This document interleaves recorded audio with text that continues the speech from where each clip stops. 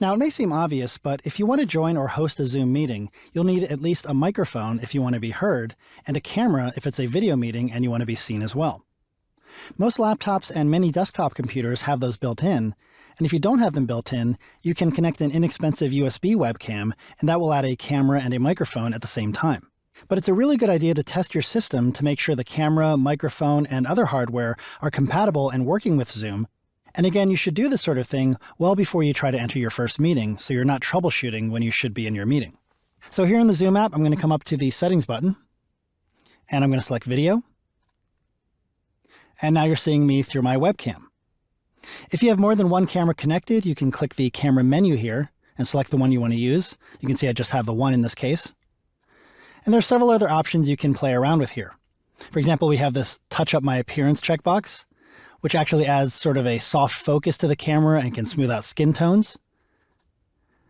Below that, if you want to make sure your camera doesn't turn on automatically whenever you enter a meeting, you can check Turn Off My Video when joining a meeting, and you can always manually enable it when you're ready for people to see you in the meeting. I'm going to switch over to the Audio tab, and here you can check that you have the audio output you want to use selected. For example, you might have built-in speakers or headphones on your computer, and you can choose which one you want to use from this menu. What you see here is going to depend on what devices you have connected to your computer. And you can also click Test Speaker to make sure you can hear sound coming from your selected source.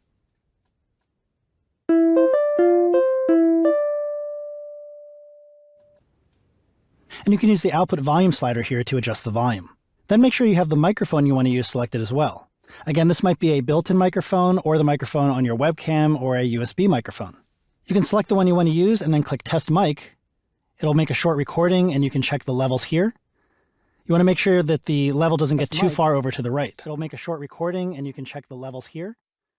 You want to make sure... All right, so you can see there that it made a short recording of me talking, and then I was able to listen back to make sure my level was okay, it wasn't too quiet or too loud. And if necessary, I can adjust the input volume slider here as well.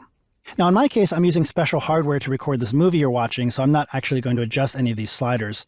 But in most cases, as you're talking, you'll be able to see the volume here in the input level, and you can use this slider here to make your adjustments. And again, you have a couple of options here at the bottom. For example, you can choose mute microphone when joining a meeting, if you don't want your mic to be live as soon as you connect.